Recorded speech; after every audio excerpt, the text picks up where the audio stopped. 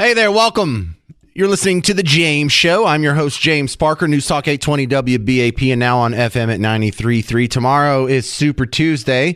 I was just lamenting that this is my job to be informed and pass things like this along to you. And I'm going to go vote on things that I don't know the names of all these people. I don't know their positions on everything. And the best I can do is go find some organizations that are somewhat like-minded to me and go off their recommendations. But I just have an issue with, not democracy in general, but it's impossible for anyone to be this informed. We are asking an impossible task. What do you think, Dolly in Hillsborough? Hi. Well, I was listening to Glenn Beck, and he had someone on who recommended 3 judges for the Criminal Court of Appeals because George Soros is trying to pack the court so he can go against Paxton. But one of my friends knew the guy, one of the third one, and he was a bad guy.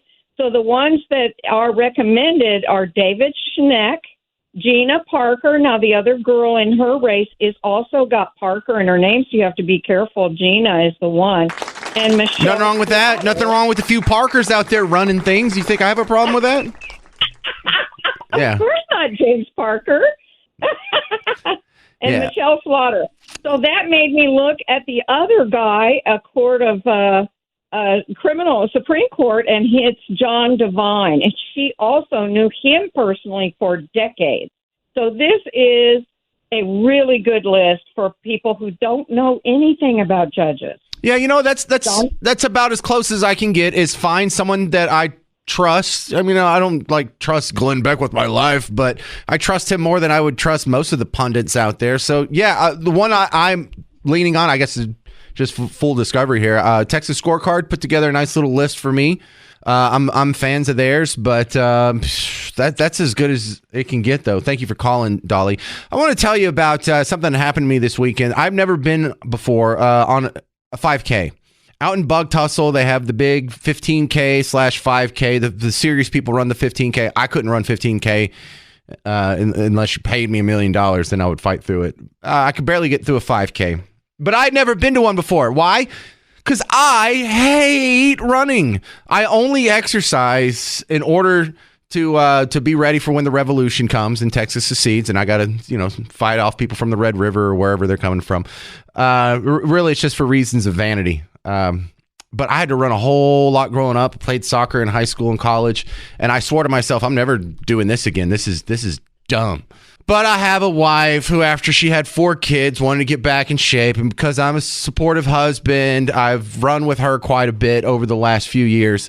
And she's the one that did this last year. And she's like, oh, you would love it. You've got to go. I know you've never done this before. And I know you don't like running. But this is different. Everyone's wearing matching shirts. And then they have a party set up. And there's a band playing. And then there's booze. People are cheering for you. And they hand out water. And it's a great time. And it's a party. And let me tell you something. This race starts at 7 in the morning. 7 a.m. Not in Australia time. In Texas time. Which means we have to get there before 7. I had to get up and I had to get 4 kids to this race by around 6:30ish. And then here's where it gets terrible. I get there and there's almost 5,000 people who want to run. 5,000 people signed up. I'm sure all of them didn't show up, but there's 5,000 people who want to run. So the way they have it lined up is there's a giant corral for over 2 blocks of this street to start off. And in the first little part that's blocked off, they're like, listen, if you're planning on running 5-minute miles, if you're that's your pace, you need to be in this block. And then there's another giant area, you 6-minute mile pace people. And so it slowly goes back to 12-minute miles. And then if you're going to be 12 plus, you got to be in the back. And so that's where, your walkers and stuff are going to be. So me and the kids got in the between 11 and 12. And so I was thinking everybody in front of me is going to be outrunning me anyway. I shouldn't be having to dodge people or whatnot. And so I was thinking this is going to be clear sailing. This is going to be a beautiful time where Parker and the 4 Parker kids and the hot redhead can just be out in the middle of the street running our little 5K. Was it 3.1 miles? Not a big deal. So this is what I was expecting. This is not what happened. What I was doing was dodging lazy people for 3.1 miles. It was a clown show.